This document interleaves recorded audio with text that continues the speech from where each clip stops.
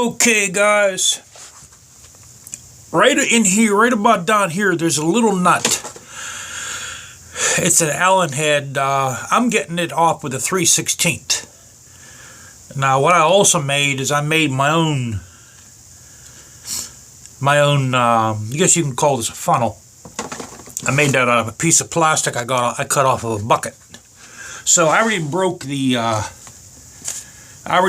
bolt loose, the fastener loose.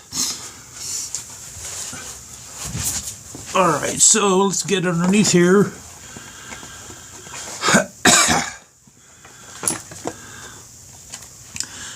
Say I have the end like this.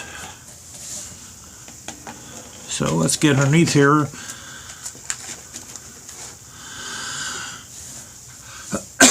Man, I'll tell you, these my goddamn allergies are playing havoc with me.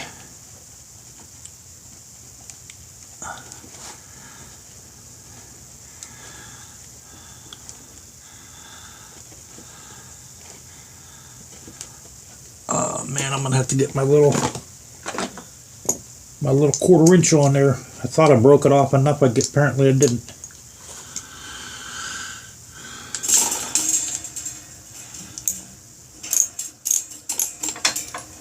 Alright, now that's broken. I should have put my jack farther up.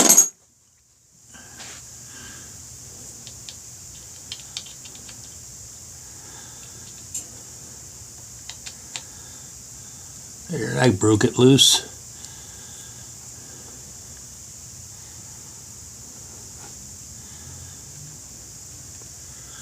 Oh my God, my arm. You think with all the weightlifting I do, my arm wouldn't get tired.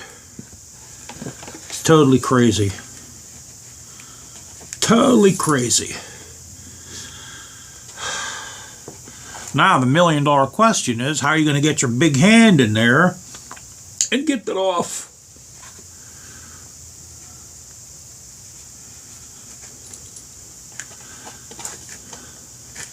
Yeah, I read,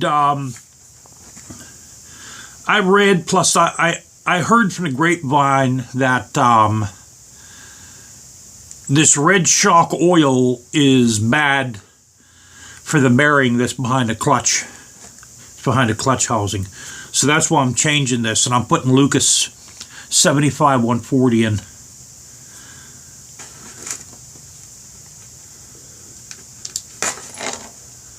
There we go. Well, it's not even red anymore. It's almost like a gray color. I don't want it going on my hand. I'm going to have to wash both hands.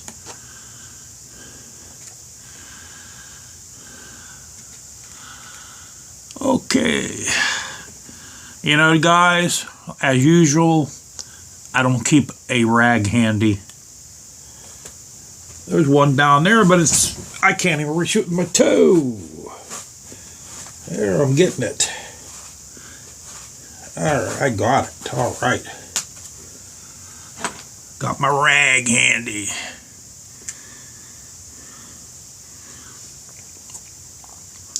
So let me see if I can let this thing go. Yeah, there we go. So yeah, I just made that out of some plastic I got off a bucket, and then with my torch I formed it like that a little bit. That's the best thing to do. I've used this already a bunch of times. So next we'll take off that inspection cover. Now my inspection cover is the improved one, because the last one, when I was tightening it, I broke the corner. So if you guys have the original, watch how you do that. I also put gasket maker behind there. Even though there's a gasket backer, I still put gasket maker on top of that. And but yeah, I have the improved inspection cover. It's a little thicker. I think it cost me $100. But I'll still watch how I tighten that.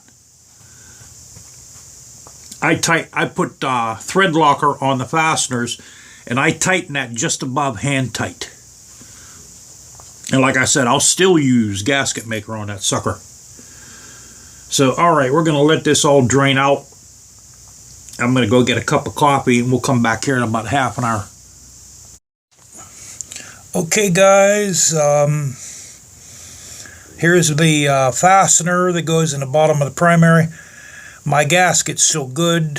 I did put a little bit of Teflon tape around the threads. Now we're going to put this back in. Okay, now this calls for 1.5 quarts. The capacity is right on the cover, on the primary cover. So we're using the Lucas V-twin gear oil, 75. It's synthetic. It's 75 140.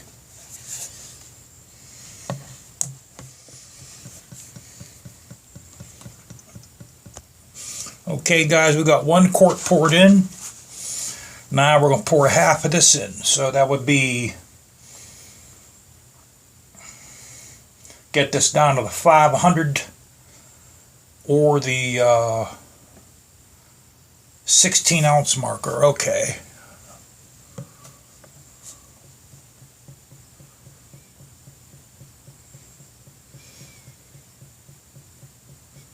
Alright, let's see where we're at.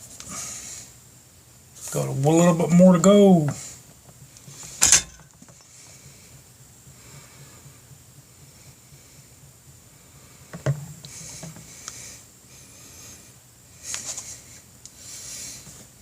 Just a little more. We got half.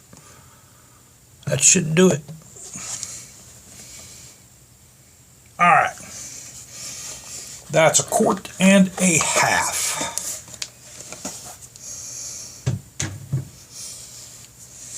Now, the inspection cover, my gasket survived. I can reuse my gasket.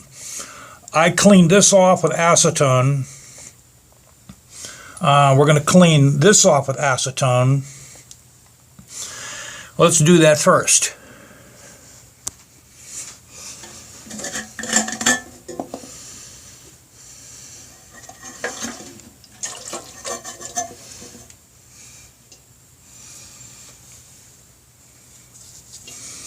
What I did is I soaked a sponge in acetone.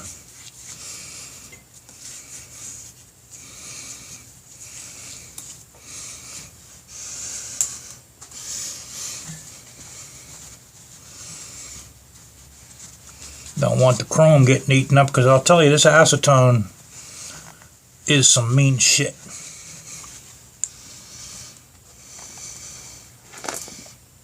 Okay, now I already cleaned my gasket. So with the 3-dimensional part, we'll put that. Oh, wait a minute, you know what, I'm wrong. That has to go out. Yeah, so the 3-dimensional part of the gasket faces out. You know, you would think it faces in. Alright. Now I'm going to get some of my gasket maker, and we're going to put just a little bead around the border on this, on the inspection cover. Okay, guys, we've got a nice little bead all around our inspection cover.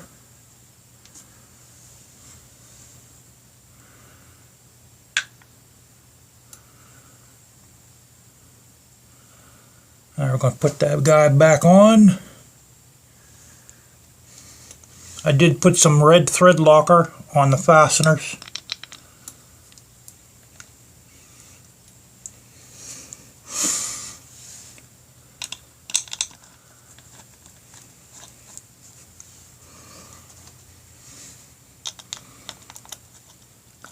My drain plug is hand tightened. It's just a little over hand tightened.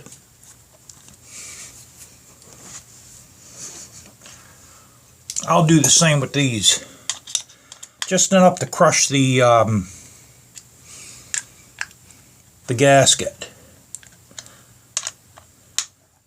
Because even though this is the improved cover, I could still break it. Sometimes I don't know my own strength.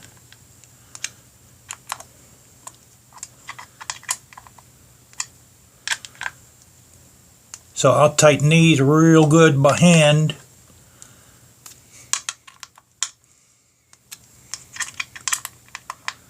Because if I break a corner, it's a $100 mistake. Actually, you know what we'll do? We'll get an Allen wrench for this. That way I can't torque it down with the ratchet. Alright, now let's see if we can torque this guy down a bit.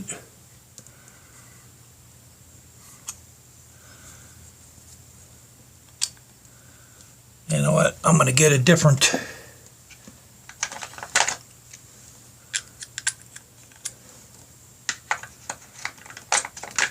Allen wrench since I made that into a stubby.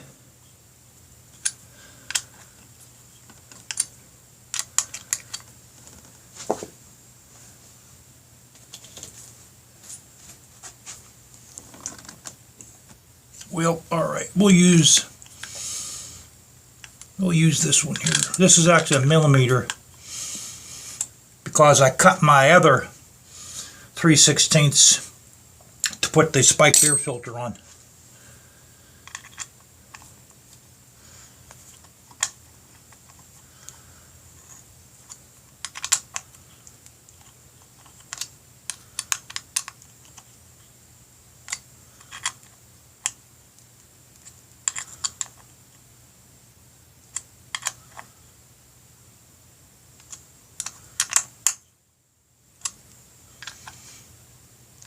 That one's grabbed. Okay,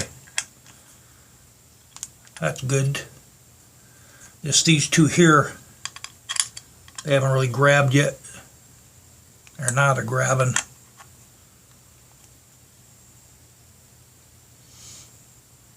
Alright, that's good enough. There is a torque setting for these, but I think that's BS.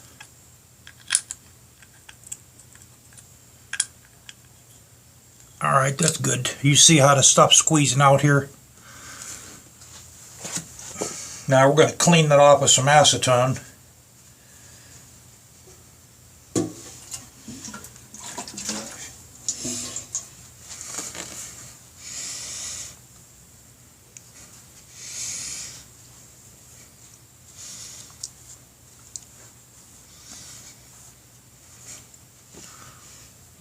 Let's get the excess out of there.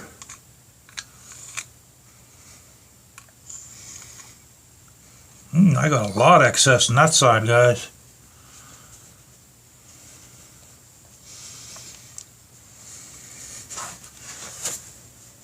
You know, the one thing I have to invest in, guys, is a goddamn lift for this.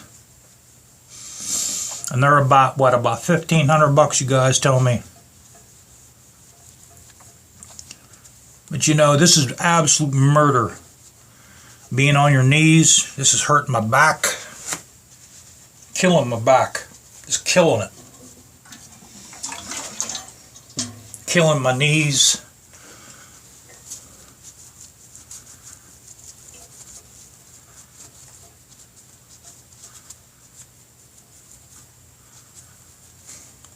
Yeah, this is murder. Absolute murder being on the knees like this.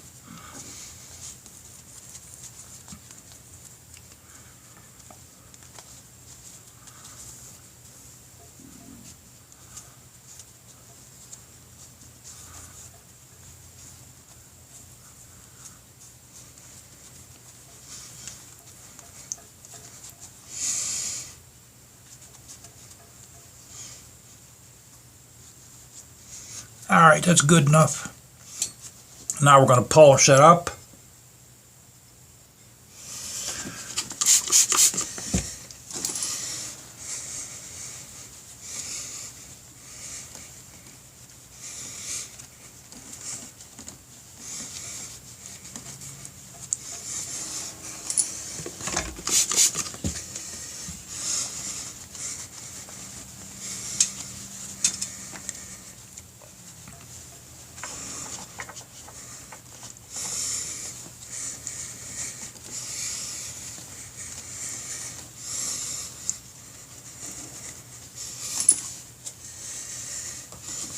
Okay, guys.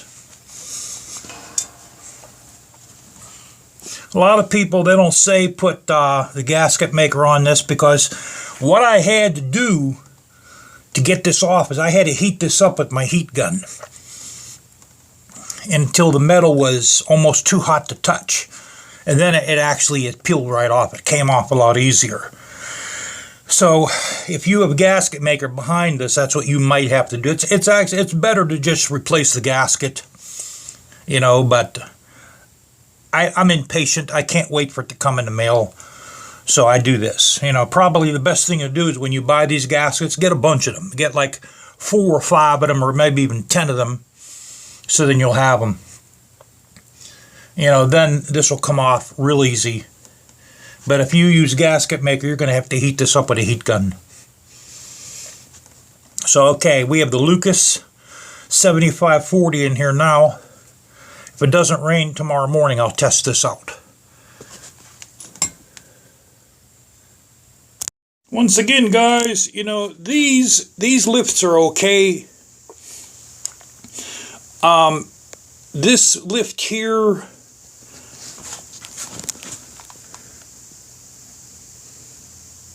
what is it, a Larkin? That's a pretty good lift. I think I paid like $120 for that, maybe even $150, I don't remember. That does not move. And what you want to do with these is these levers right here, there's one on each side. It's good to have those down, and there's also like little slots where they lock into place. That way there, if the jack does leak, the bike won't go down and it won't drop to one side and cost you a lot of money. Now, when you release that, these 2 levers here have to be up. Okay, they have to be up like this. Then this will go all the way down. But like I said, if you're going to leave the motorcycle on that, make sure those levers are locked into the slots. I mean, it'll literally. I've had the big dog on that lift there for a week with those locked in place, and the jack never even, it didn't sag whatsoever. You know, so it's a pretty good lift, in my opinion. It's not as good as the lift that's long enough for this motorcycle. That way you can have stuff at waist. You can jack this up to where it's going to be waist high. You know, that's a lot easier. It's a lot easier to work on a motorcycle like that. It's a lot easier on your back if you have the $1,500 plus shipping and handling, because that's going to be freight. Probably $300 or $400 for the freight charge. You know, so you're looking at a couple $1,000s. I don't have that money to blow anymore. I used to, but I don't have right now. I don't have it, and I probably won't have in the future. So this is all polished up, actually. You know, you guys seen how I did the engine. I sprayed the engine, and it didn't even need it. There was just some slight road dirt on the engine. It really didn't even need it. I'll tell you what I am thinking of doing is I'm thinking of putting the dragon's teeth all along here on both sides. So I'd need I'd space them maybe a couple inches. I can go 1, 2, 3, 4, 5. If I put 4 won't be enough. I'd have to put either 6 or 8 on there. So what I'd have to do is I'd have to take these off. Now I know what you guys are thinking. They're screwed on. I'm going to mess up my my tube. No, you won't. Because in back of here, there's the double-sided tape, which is real thick. You know, and that'll stop the screw from scratching the tube. I mean, I don't know. It might scratch the tube. That's what I'm considering. Why I'm not considering putting them on, but. You know, then again, that might be too much to have those on there like that. But that's an idea I'm tossing around in my head, to put the dragon's teeth on both sides of those. Tell me what you guys think, if you think I should do it or not. I raised the one tool bag up a little bit because I took that off when I sprayed the engine down. So our drain plug is tight. I made sure that's a little overhand tight. I put the Teflon tape on it. The O-ring was still good. We did the inspection cover. We got the 1.5 quart of Lucas in there. And yeah, I've heard, guys, there's the stuff right there. I've heard bad things about this. So that's why I took it out. It is a real thick oil. You know, that's the downside of it, where that Lucas is a lot thinner. And I've heard stories where the back bearing that's in your input shaft in that transmission, it doesn't get a lot of oil because that red oil is too thick. You know, and I could take the transmission out. I could rebuild the transmission. That's no problem. You know, if everything goes my way, I'm going to probably take this engine out and seriously beef the engine up. If everything goes my way, which it's not going to go my way. I'll never have money to do that. But that's something I'd like to do. You know, maybe bore it out. Make it at least maybe a 124, maybe a 130 cubic inch. I'll tell you what I'd like to have on this is a turbo. I'd love to have a turbo on this. Just for the sound alone that it makes. To put a turbo on this, since there's not a kit that comes for this, you'd have to make the turbo. You know, so you would have to probably have a TIG welder to make the aluminum pipe. You'd have to make your own headers, because a turbo works off the header. It works off the exhaust coming out of the header. So you'd have to have your own header made. They would funnel the exhaust into the turbo, and you would have to have the turbo going into the intake, so you'd have to make a neck for that. I mean, that's a lot of time, a lot of work. You know, it would be one of a kind. It would probably make the motorcycle worth maybe close to $50,000. Just for the low end torque this would have, it would literally be a death ride. You know, with the torque a turbo would make, guys, you would literally, the low end torque, you would literally have to hang on to this with your life. It would literally try to rip you off of the handlebars, because it's almost like that now. You know, these are not fast, okay? These big dogs are not fast. What they are is they're very low end torquey.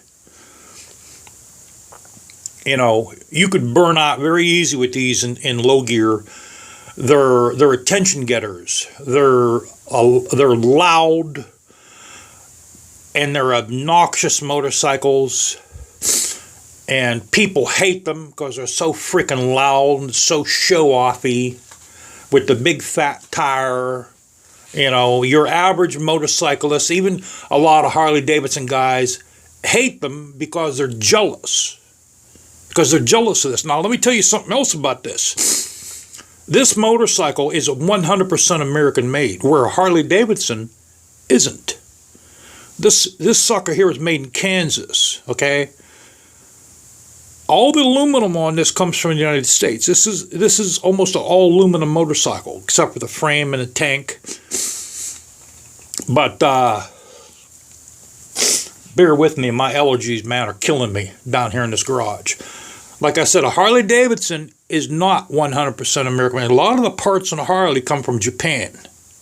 They might be assembled here, but they're not 100%, where this is a true 100% American motorcycle. And the Harley-Davidson dudes hate that, man. That's why they're jealous of these. I wanted to tell you guys after the longest time. I forgot up till now. Bear with me, guys. It's almost like, man, Like some spirit's taking my body over right now. You know, I don't know. Maybe it is. So, okay. Catch you guys later.